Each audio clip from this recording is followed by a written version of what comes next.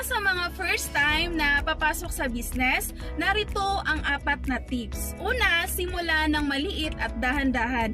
Huwag madaliin ang mga bagay. Mag-invest muna sa maliit at kilalanin ang market mo bago mag-expand.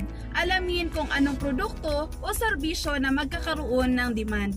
Pangalawa, pag-aaralan ng iyong market. Mahalaga ang research.